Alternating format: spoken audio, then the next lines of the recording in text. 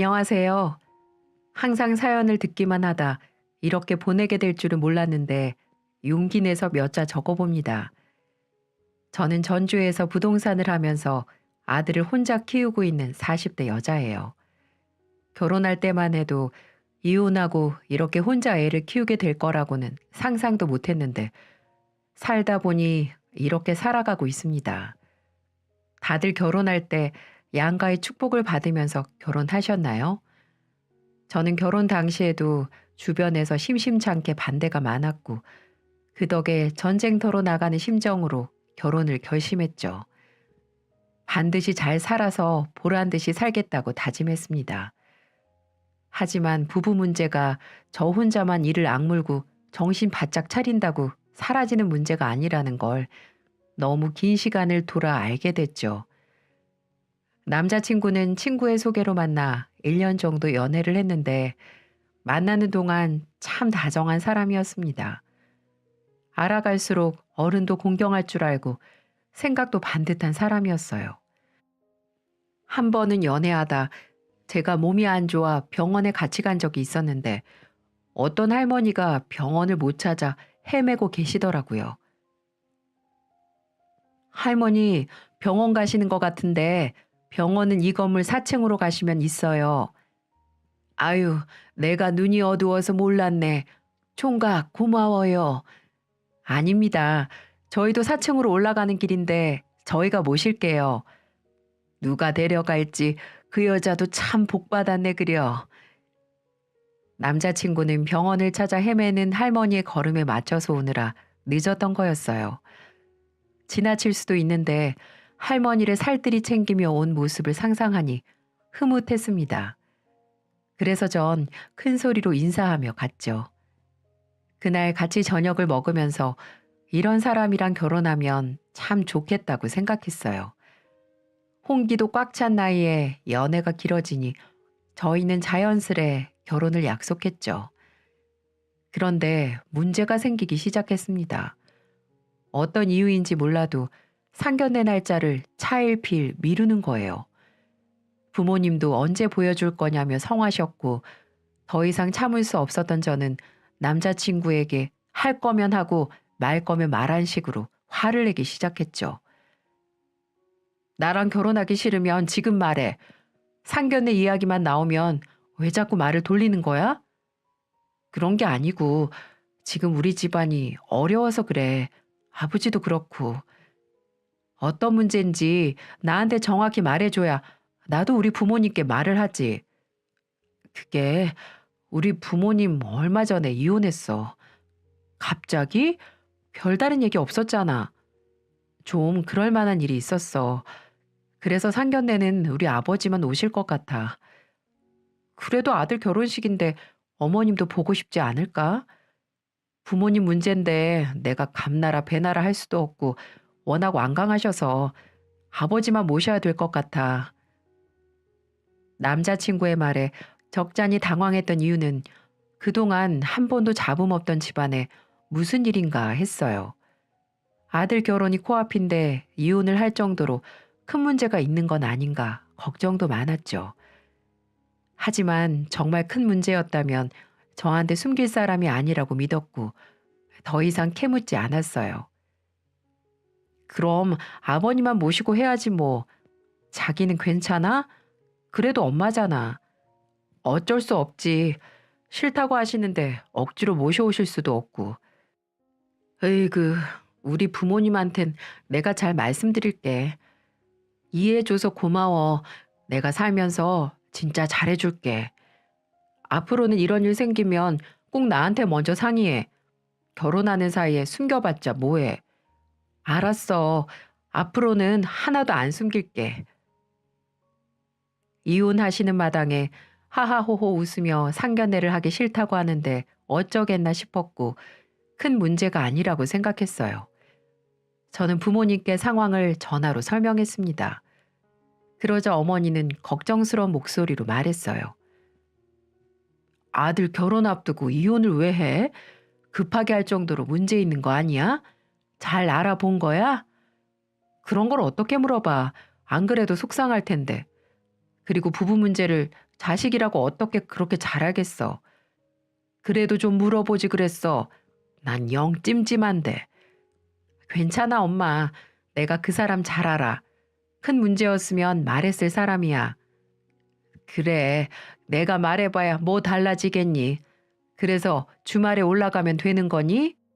네, 주말에 점심으로 내가 예약했어. 조심해서 올라오세요. 걱정하는 엄마의 목소리를 듣고 나니까 괜히 심란했어요. 그래도 남자친구가 말을 안 하는 데는 이유가 있을 거라고 믿으며 스스로를 달랬습니다. 그렇게 상견례 날이 다가왔고 저는 그날을 두고두고 후회하게 됐죠. 왜 그때 엎어버리지 않았을까? 뭐가 그렇게 죽고 못 살 정도로 좋아서 남자친구를 믿고 결혼했을까? 아직도 후회스럽네요. 전라북도 순창에서 농사를 지으며 소를 키우던 부모님은 농사일까지 제쳐두고 전주로 오셨습니다. 남자친구랑 저는 미리 도착해서 부모님들을 기다렸어요. 가장 먼저 도착한 건 저희 부모님과 남동생이었죠. 남자친구는 저희 부모님이 오자 벌떡 일어나서 인사를 하더군요. 그 모습을 본 아버지는 호탕한 목소리로 말하셨어요. 안녕하십니까? 처음 뵙겠습니다. 반가워요. 아주 목소리가 시원시원하네. 오래 기다린 건 아니죠? 아닙니다. 저희도 방금 왔습니다. 다행이네. 여기는 우리 막내 아들이야. 얘기 많이 들었어요. 잘 부탁해요, 처남. 남편이 넉살 좋게 말하자 아빠도 남동생도 웃었습니다. 한창 분위기 좋게 자리를 잡고 앉았는데 누가 헐레벌떡 뛰어오는 거예요. 처음에 저는 방을 잘못 들어온 건가 생각했죠. 그도 그럴 것이 옷은 낡았고 신발은 슬리퍼를 신고 있었거든요. 누가 봐도 상견례를 하는 사람의 몰골이 아니잖아요. 그래서 저는 잘못 온 게 아니냐 말을 했는데 그분이 제 시아버지 될 사람이었죠. 그래도 종종 밥도 먹었던 사이였는데 너무나도 다른 모습으로 나타나서 못 알아볼 정도였어요. 당황한 남자친구는 아버님한테 다가갔죠. 내가 어제 옷 사다 뒀는데 왜 이걸 입고 오셨어요? 이게 어때서? 그래봐야 농사 짓고 소 키우는 집안이랑 뭐 따질 거 있어? 제발 조용히 좀 해요. 아버님은 상식 밖의 모습으로 나타나셨고 그 뒤를 따라온 남편의 큰형도 별반 다를 게 없어 보였어요. 좋았던 분위기는 순식간에 얼어붙었고 상황을 수습하기 위해 진땀을 뺐습니다. 아버님 어서 오세요. 급히 오시느라 힘드셨죠? 아주버님도 이쪽으로 앉으세요. 그러니까 뭐하러 밥집에서 상견례를 해. 그냥 고깃집이나 가지. 네? 아, 그게 처음 뵙는 자리니까 좋은 거 먹으면 좋잖아요. 아버님은 뭐가 그렇게 못마땅한지 혀를 끌끌 차며 자리에 앉으셨고 남자친구의 얼굴은 사색이 되어갔습니다. 부모님 얼굴은 이미 화가 가득했고 남동생도 당황한 모습이 역력했어요. 예상 못한 상황에 침묵이 이어졌고 음식이 나왔죠. 무거운 침묵을 깬 건 바로 아버님이었습니다. 소문난 잔치 먹을 거 없다더니 음식도 쥐똥만큼 나오네. 이럴 거면 그냥 사돈네 집으로 가서 소나 하나 잡아먹을 걸 그랬어요. 그래도 애들이 생각해서 예약했는데 맛있게 먹어야죠. 부족하면 더 시키세요. 아유, 누구 코에 붙여요. 그래도 돈 좀 있으시나 봐요. 이런 것도 더 시킬 정도면. 네? 아니 사돈, 초면에 좀 무례한 것 같네요. 저희 아빠는 참다 못해 한마디 하셨고 아버님은 잠시 당황한 듯 보였어요. 하지만 그대로 기가 죽을 아버님이 아니었고 말을 할수록 분위기를 더 냉랭하게만 만들었습니다. 뭐 이런 거 먹자고 온 것도 아니고 애들 결혼 얘기나 합시다. 닦아놓고 제가 이번에 이혼을 해서 결혼한다고 찔러줄 돈이 1원 한 장도 없어요. 애들 결혼 알아서 하게 두자고 그 말 하려고 나왔습니다. 그게 무슨 말씀이세요? 애들 엄마가 어찌나 독한지 있는 돈을 다 뜯어갔어요. 하여튼 사람을 잘 만났어야 됐는데 말년에 이렇게 됐네요. 그래도 혼주석에 앉아는 줄게요. 그건 뭐 어렵다고. 엄마는 더 이상 참지 못하셨고 자리를 박차고 일어나셨어요. 아버님의 말에 아빠도 헛기침을 하셨고 남자친구도 고개를 떨구고 말았죠. 저는 남자친구에게 뒷수습을 부탁하고 엄마를 따라 나갔습니다. 엄마는 저에게 애원하듯 말했어요. 너 저 꼴을 보고도 결혼해야겠어? 두 눈으로 보고도 아버님 소리가 나와? 엄마, 나도 몰랐어. 근데 내가 아버님 모시고 살 것도 아니고 저 사람이랑 살 건데 왜 그래? 네가 무슨 재주로 천륜을 끊을 건데 엄마한테 사실대로 말해. 임신했어? 아니야. 그런 거 아니야. 그럼 네가 뭐가 모자라서 저런 집구석이랑 결혼해야 하는데 정말 좋은 사람이야. 아버님도 처음부터 저러셨던 건 아니야. 엄마가 조금만 이해해줘. 이런 걸 보려고 너 키운 줄 알아? 엄마 속상하게 왜 그래 정말. 엄마, 내가 진짜 잘 살게. 나 잘 살 수 있어. 저 사람 성실하고 반듯한 사람이야. 저는 그렇게 엄마 가슴에 대못을 박았습니다. 엄마를 겨우겨우 설득해서 다시 식당으로 왔을 땐 아버님과 아주버님은 이미 자리에 없었어요. 남자친구는 저희 아빠에게 무릎을 꿇고 있었고요. 아버님, 제가 더 잘하겠습니다. 저희 집안 문제로 따님 속 썩이는 일 절대 없을 겁니다. 내가 그 말을 어떻게 믿나? 우리가 있는 자리에서도 이러시는데 결혼하면 더 심해질 거 아니야. 저희 어차피 분가해서 살 거고 형이랑 아버지가 지내는 집이랑 멀리 떨어진 곳에서 시작할 계획이에요. 남자친구의 말이 끝나자 대답도 없이 식당을 나가셨어요. 기분이 상할 대로 상해버린 부모님은 동생과 집으로 그냥 가버리셨어요. 그날 저녁 저는 이제 거리낌 없이 다 짚고 가려고 남자친구에게 이야기 좀 하자고 했죠. 아버님, 왜 이혼하신 거야? 생각해보니까 결혼 앞두고 이혼할 정도면 어머님도 참지 못할 게 있었을 거 아니야. 그게 우리 아빠가 바람을 피는 바람에. 뭐? 그 얘기를 왜 지금 해? 나는 좋게 합의하고 헤어진 줄 알았어. 갈라서는 마당에 좋게 헤어지고 말고가 어딨어. 그리고 부모님 문제니까 내가 뭐라 할 수 있겠어? 부모님한테 못해도 나한텐 했어야지. 오늘 우리 엄마 아빠 얼마나 당황하셨는 줄 알아? 미안해. 나도 아빠가 저렇게까지 행동할 줄 몰랐어. 이해 좀 해줘라. 이건 제대로 해줘. 나 결혼하고도 자기 부모님 문제로 속 시끄럽기 싫어. 최대한 결혼 전에 다 정리해. 걱정 마. 어차피 분가해서 살 거고 우리 집 갈 일도 없을 거야. 내가 잘 정리할게. 남자친구라고 부모님이 이혼할 거라고 생각이나 했겠어요? 그때도 사랑에 눈이 멀어서 다 해낼 수 있을 거라고 믿었습니다. 살다 보면 예상치 못한 일이 많을 텐데 같이 이겨낼 각오 없이 결혼을 결심했을 리가 없으니 힘이 되어주자 생각했죠. 부모님의 반대에도 식장을 예약했고 잘 살아보겠다고 남자친구와 매일같이 찾아가서 허락해달라고 사정했습니다. 지성이면 감천이라고 겨우 부모님 마음을 돌렸다 싶었는데 현실은 더 냉혹했어요. 넘어야 할 큰 산이 또 있었죠. 남자친구의 아버님에 이어 형이 술을 먹고 폭력 사건에 휘말리는 바람에 합의금으로 모아둔 돈을 전부 써버렸습니다. 형은 그냥 놀고 먹는 백수 건달이었어요.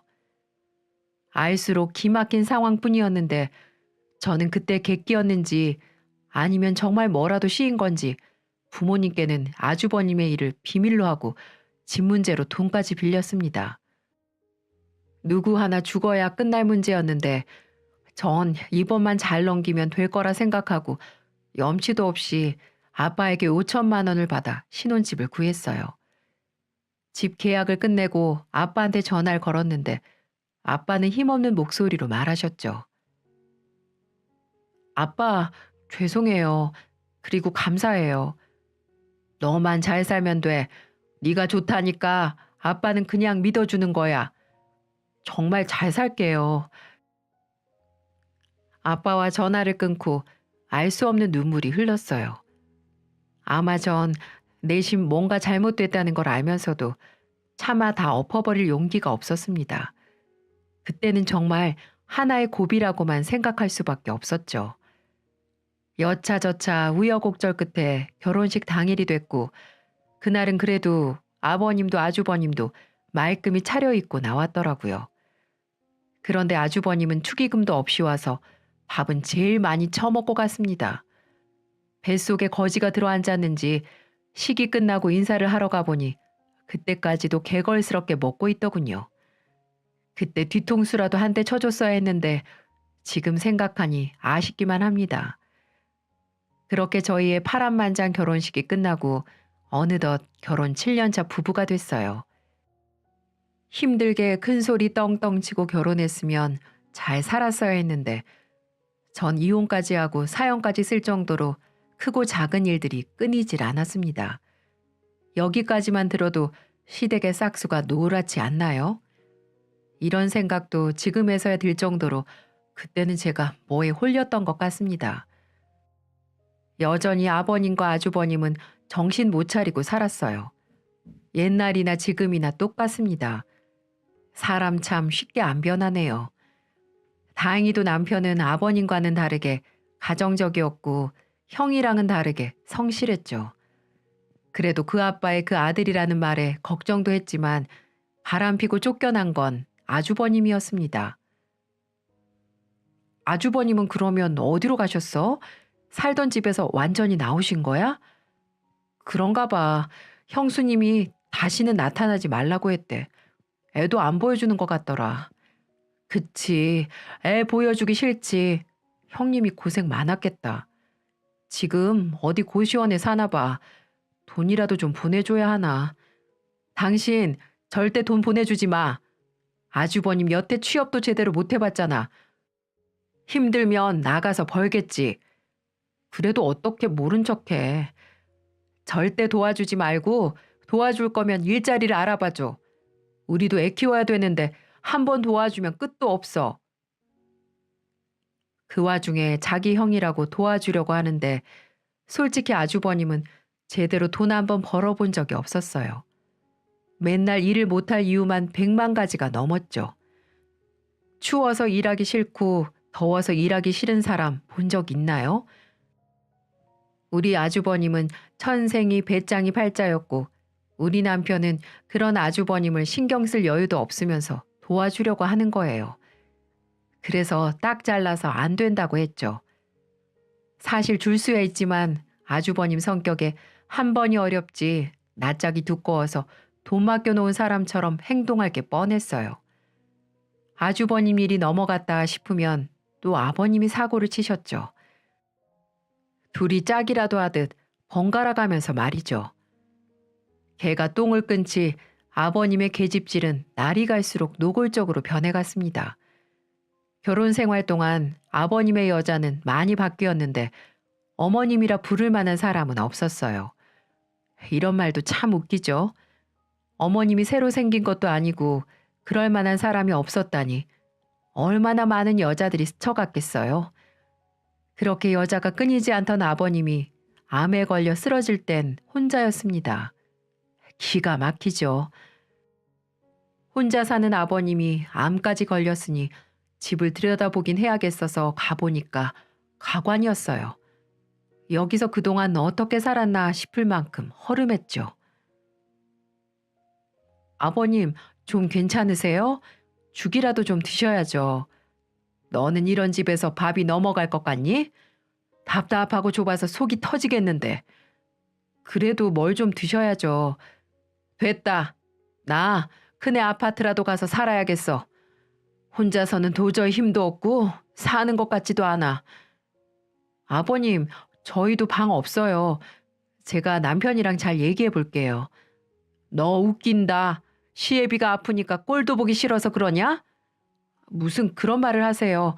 일단 진정하세요. 제가 계실 만한 곳 금방 알아볼게요. 아파 죽겠다는 사람이 여전히 꼬장꼬장한 게 아픈 게 맞나 싶었지만 집으로 오면 일이 두세 배는 늘어날 텐데 어느 며느리가 선뜻 오라고 하겠어요. 차라리 요양병원으로 모시면 모셨지 절대 집으로는 못 모시겠다는 판단을 했고 초등학생 아들 핑계 삼아 남편과 상의를 했죠. 마침 제가 일하는 부동산에 싸게 나온 3룸 매물이 있어서 그쪽으로 모실 참이었습니다. 며느리는 저 하나뿐인데 모른 척 할 수도 없고 어쩔 방법이 없었어요. 최대한 남편을 구슬려서 좋게 말을 꺼내봤죠. 오늘 아버님 집 가보니까 너무 좁아서 옮겨드려야 할 것 같아. 없던 병도 생기겠더라. 돈이 어디 있어서 집을 옮겨드리게. 내가 일하는 부동산에 시세보다 좀 저렴한 3룸이 나왔더라고. 전세로 구해드리면 관리비만 내드려도 되고 괜찮지 않을까 해서. 그럼 차라리 요양병원은 어때? 그건 아니지. 자식들이 아직 건강하게 살아있는데. 그리고 몸이 죽을 것처럼 안 좋으신 것도 아니고 당신 아버지는 내 아버지기도 하는데 며느리로서 이 정도도 못하겠어? 그러니까 당신도 우리 부모님한테 잘해야 된다. 만약에 함부로 했다가는 내 주먹으로 혼내줄 줄 알아. 아유, 걱정 마세요, 여사님. 무슨 일이 있어도 우리 장모님 장인어른은 내가 하늘처럼 모실 테니까. 전 결국 아픈 아버님을 좁아터진 원룸에 둘 수 없어서 3룸을 전세로 계약해서 이사를 해드렸어요. 아무리 미운 시아버지여도 나이 드셔서 그런지 쇠약해진 모습에 마음이 아팠죠. 그래도 옮겨드리고 나니까 마음은 편했습니다. 돈이야 제가 더 열심히 벌면 된다고 생각했어요. 하지만 전 아버님을 너무 안일하게 생각했고 아픈 사람이 무슨 사고를 치겠나 했는데 또 한 번 발등을 찍히고야 말았습니다. 아버님 말이야, 혼자 사시는데 관리비가 좀 많이 나오네? 뭐? 그럴 리가. 근데 당신은 왜 그렇게 돈돈거려? 아픈 사람이 쓰면 뭐 얼마나 쓴다고. 생각보다 많이 나오니까 그렇지. 당신 아버지였어도 그렇게까지 야박하게 따질 거 아니잖아. 나는 그냥 갈수록 많이 나오니까 하는 소리잖아. 관리비는 당연히 제가 내고 있었어요.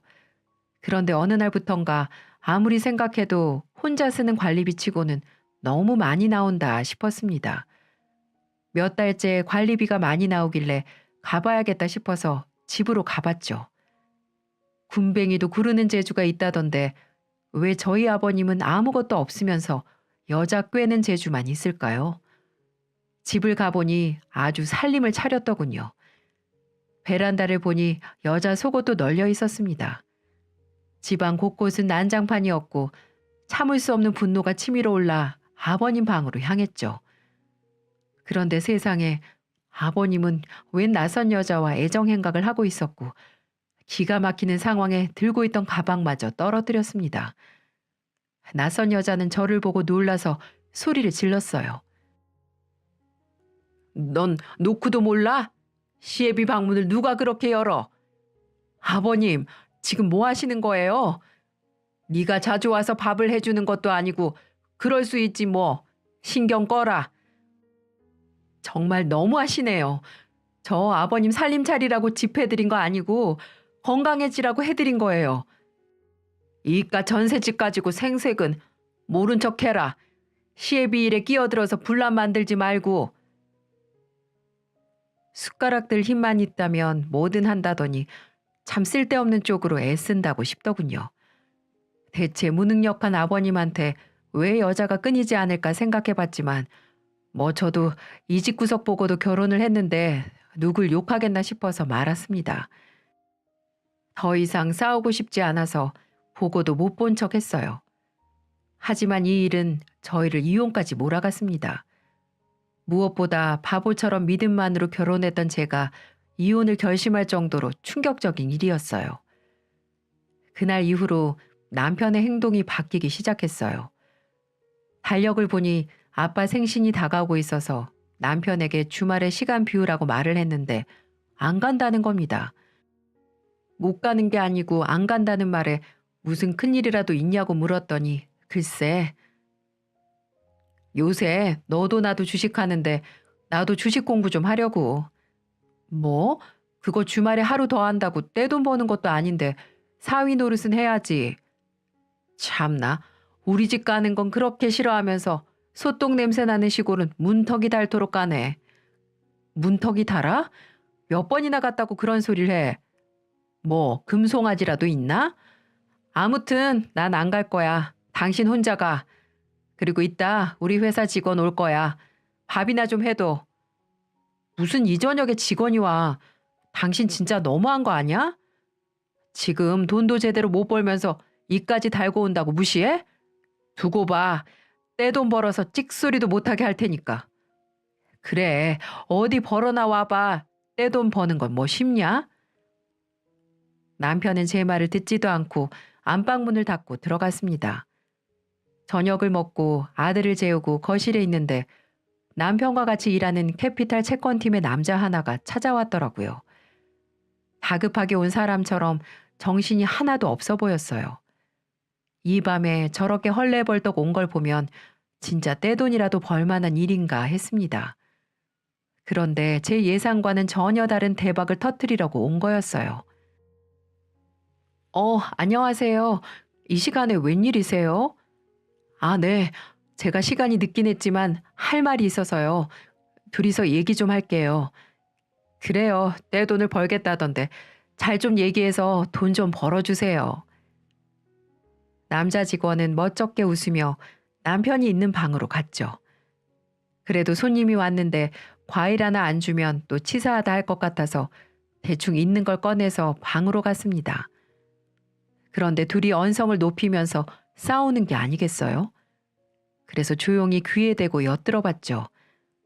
그런데 세상에 떼돈을 벌겠다는 사람 둘이서 나란히 돈을 다 잃은 것 같았어요. 놀라고 황당한 듯한 남편의 목소리가 들렸죠. 확실하다며? 나 있는 돈 다 털어서 투자한 거란 말이야. 나는 대출까지 끌어다가 한 거야. 그러지 말고 재수 씨한테 부탁 좀 해봐. 뭐라고 부탁해? 주식하다 쫄딱 망했으니까 갚아달라고 하냐? 저는 남편의 말을 듣고 방문을 벌컥 열었습니다. 당황한 두 사람은 일제히 저를 쳐다봤고 저는 화가 난 목소리로 말했죠. 방금 그게 다 무슨 말이야? 망했다니? 뭘 갚아? 여보, 그게 아니고 내 말 좀 들어봐. 형은 잠깐 나가 있어. 둘이 같이 사고 쳤는데 같이 해명해야지. 내가 다 설명할게. 형, 잠깐 나가봐. 저희 부부 눈치를 보던 남직원은 나갔고 둘만 남게 되자 남편은 무릎을 꿇었습니다. 그리고는 제 팔에 매달려서 자초지종을 설명하더군요.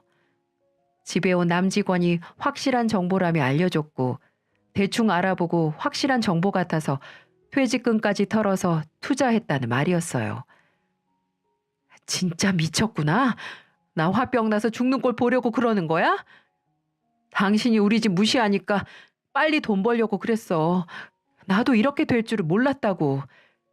정말 당신까지 왜 그래? 아버님 일만 해도 힘들어 죽겠는데 당신까지 이러면 내가 속 터져서 어떻게 살겠냐고. 여보, 이번만 봐줘. 이번만 막아주면 절대 안 할게. 아니, 나 절대 못 갚아줘. 있어도 없어. 언제까지 밑 빠진 독에 물 붓고 못 살겠어. 저는 남편의 손을 뿌리치고 나왔습니다. 밖으로 나오자 거실에 어정쩡하게 서 있는 남자 직원이 보였죠. 시댁 식구들도 모자라 이젠 남편의 동료까지 돈 좀 빌려달라고 올 거라고는 상상도 못했어요. 남편과 이야기가 제대로 안 됐다는 걸 눈치챈 남직원은 신발도 제대로 못 챙겨 신고 나가버렸습니다.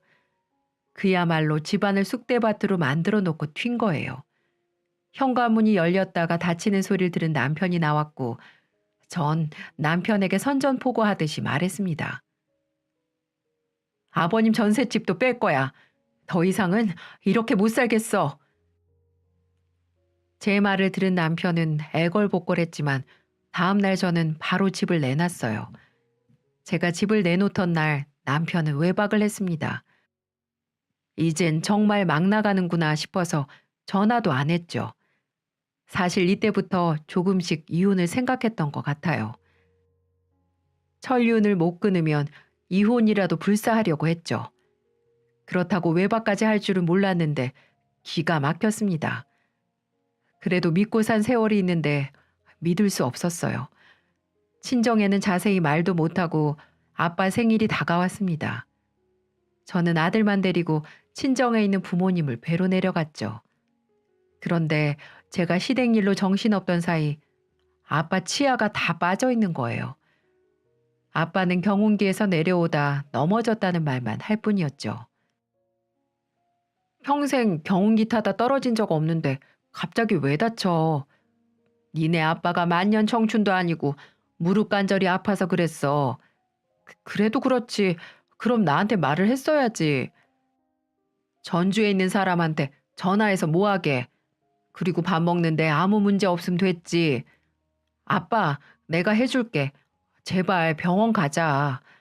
됐어. 네 남동생 이번에 장가 보내느라 돈 많이 썼어. 정 불편하면 그때 갈게. 앞으로 상견례도 해야 되고 사람 만날 일이 얼마나 많은데 내가 그 돈 줄게. 병원 가자. 결단코 싫다는 아버지를 설득했고 저는 임플란트 비용으로 1,000만 원을 보내드렸어요. 엄마는 미안하다며 사과를 하는 게 아니겠어요? 죄송한 마음에 괜찮다며 말했습니다. 엄마 괜찮아. 날이 그 정도도 못해줘. 임플란트 새로 하고 잘 먹는 모습 보여주면 그게 갚는 거야. 못하는 소리가 없어. 치과 치료 잘 받으시고 아빠 경운기 조심해서 타시라고 해. 아빠가 경운기 타다 그랬다고 했어? 어, 경운기에서 내려오다가 다리에 힘이 풀리셨대. 참나.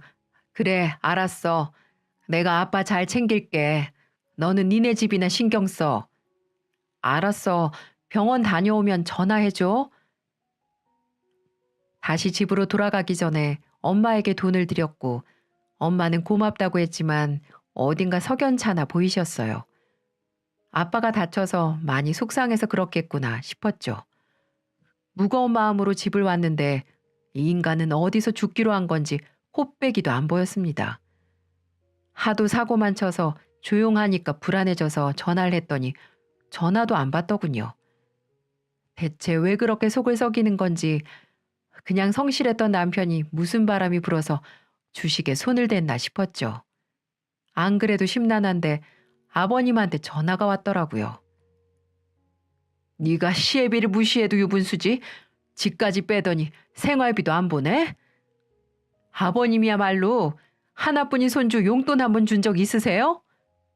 그래, 돈 없으면 시댁도 아니다 이거지? 저 그동안 허울뿐인 시댁에 손 벌릴 생각 해본 적 없고요. 오히려 아버님 집 관리비에 용돈에 할 만큼 했어요. 그거 다 계산하고 있었네. 내가 너 드센 거 같아서 처음부터 마음에 안 들었어. 우리 아들이 너 같은 거 만나서 기죽어 사니까 집구석이 이 모양이지. 아버님, 저 지금 바빠요. 저야말로 목구멍이 포도청이라 쓸데없는 소리 하실 거면 이만 끊을게요. 저는 전화를 확 끊어버렸어요. 그때 언제 들어왔는지 집에 들어온 남편은 통화를 다 들었는지 제 핸드폰을 집어던졌습니다. 아들 보고 방에 들어가 있으라고 했고 남편은 마치 딱 걸렸다는 표정으로 말하더군요. 목구멍이 포도청? 네가 왜 돈이 없어? 친정으로 돈 빼돌리면서. 기가 막혀서 듣고 싶은 것만 듣냐? 관리비에 아버님 용돈까지 챙겼는데 네 통장은 무슨 돈 나오는 하수분이야? 이제는 먹고 죽을래도 없어. 너는 내가 모를 것 같아서 그래? 너 장모님한테 1,000만 원 보냈더라. 우리 아빠 요양병원 좀 가자니까 돈 없다고 지랄을 하더니. 뭐 지랄?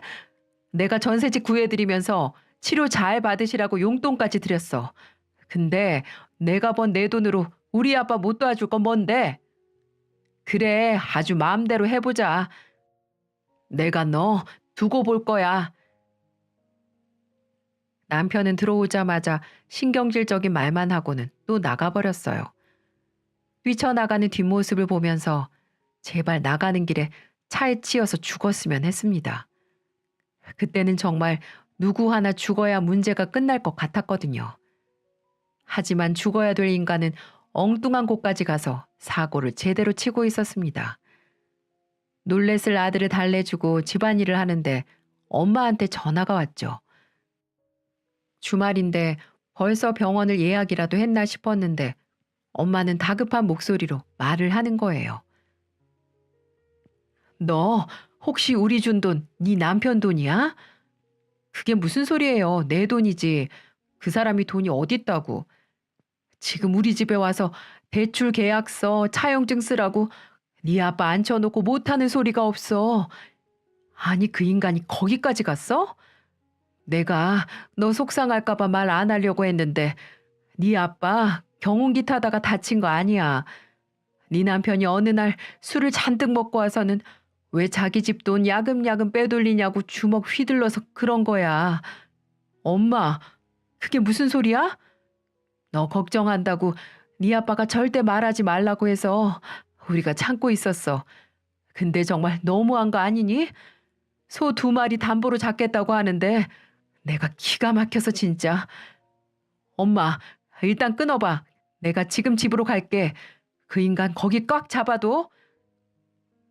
저는 전화를 끊고 아들을 옆집에 맡겨놓고 택시를 타고 순창으로 갔습니다. 1시간 정도 달려서 가는 동안 이혼을 결심했죠. 그리 대단한 사랑도 아니었는데 뭐에 홀려서 결혼까지 했는지 저는 부모님께 면목이 없었습니다. 엄마 말 들을 걸 후회도 했다가 아빠가 걱정도 됐다가 제정신이 아니었어요. 겨우 집에 도착했는데 집안이 말이 아니었습니다. 술이라도 먹고 온 건지 마당에 농기구들은 사방으로 흩어져 있었고 난리라도 난 것처럼 엉망이었죠. 저는 마당에 있던 큰 빗자루를 들고 들어가서 개소리를 짓거리고 있는 남편 등짝을 내리쳤어요. 그리고 있는 힘껏 소리쳤죠. 이 기생충 같은 새끼, 입 안 다물어? 여기가 어디라고 또 기어와? 이 여편네가 미쳤나? 가족이라도 돈 거래는 확실하게 해야지. 1,000만 원이나 주고 입 닦으려는데 내가 가만히 있으면 호구 새끼지. 그래, 너 말 한 번 잘했다. 그동안 내가 네 시댁으로 보낸 돈이 얼만데. 이제야 슬슬 본색이 나오네. 너 친정으로는 얼마나 빼돌렸어? 2분 다 멀쩡히 돈 잘 벌고 계시는데 내 도움이 왜 필요해? 그럼 1,000만 원은 왜 받으셨는데? 1,000만 원에는 눈이 뒤집혔나 보네. 야, 네가 우리 아빠를 저렇게 만들었다며? 난 그것도 모르고 네 깽값 물어준 거고. 그래, 잘 됐다. 이혼하면서 그 돈도 너한테 청구할게. 남편은 그제야 정신이 차려진 듯 어버버 하더군요. 제가 시아버지 돕는 것처럼 친정도 돕고 있다고 생각한 거였죠. 근데 이 인간이 뭐라는 줄 아세요? 그러니까 네가 돈만 빌려줬어도 나 여기까지 와서 장인어른이랑 안 싸웠을 거 아니야. 사고는 네가 쳐놓고 화풀이는 왜 여기다가 하는데? 니네 아빠는 뒀다가 국 끓여 먹을 거야? 니네 아빠한테 도와달라 하든지 아니면 몇 번째인지도 모를 아버님 여자친구 찾아가지 그랬어. 이 정도 철면 피면 아버님 여자친구 찾아갔겠다.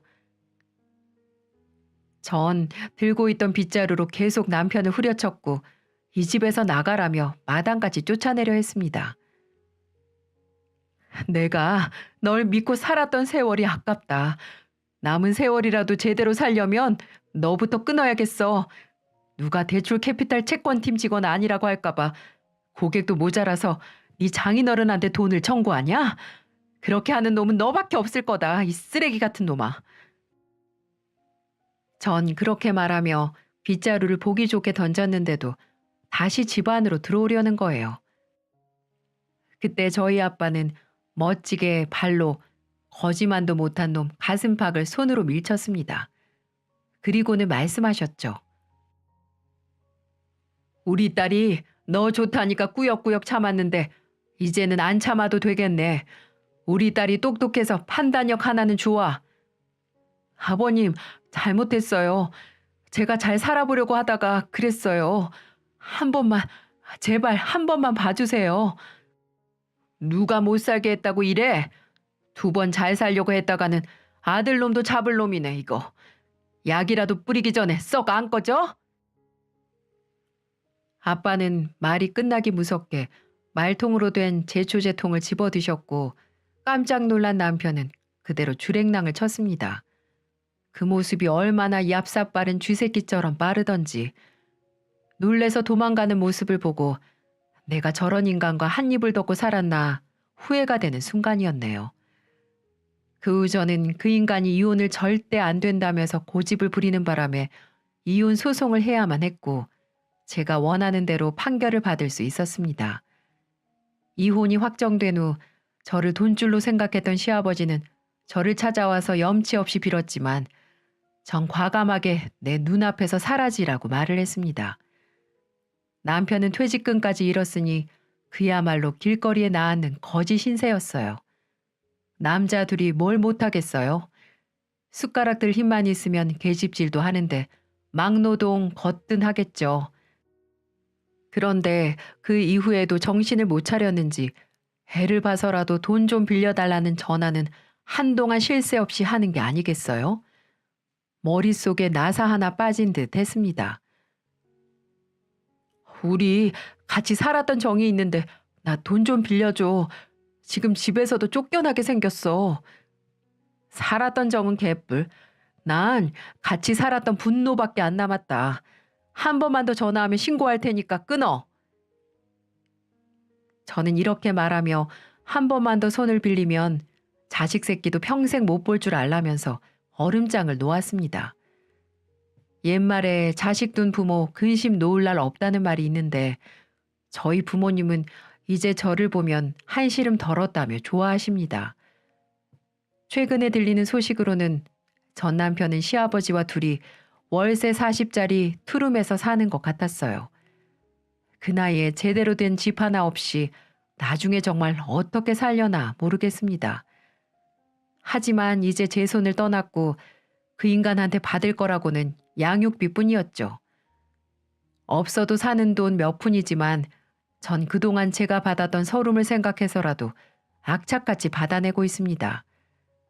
아니 지금껏 잘 주더니 이번 달은 정해진 날짜에서 8일이나 지나도 안 주고 있네요. 손 좀 봐줘야겠어요. 요즘 외할아버지, 외할머니 사랑 듬뿍 받는 아들을 보는 게 전 제일 행복합니다. 자연 속에서 무럭무럭 크고 있어요. 산으로 들로 꽃 피는 계절이 오니까 좋은 걸 많이 보여주려고 노력하고 있죠. 돌이켜보면 그때도 낌새는 이상했는데 왜 그런 선택을 했을까 싶네요. 하지만 이미 벌어진 일 후회해서 뭐 하겠나 싶습니다. 앞으로 살아갈 날 많은데 남은 생 잘 살면 되죠. 후회는 짧을수록 좋다고 하잖아요.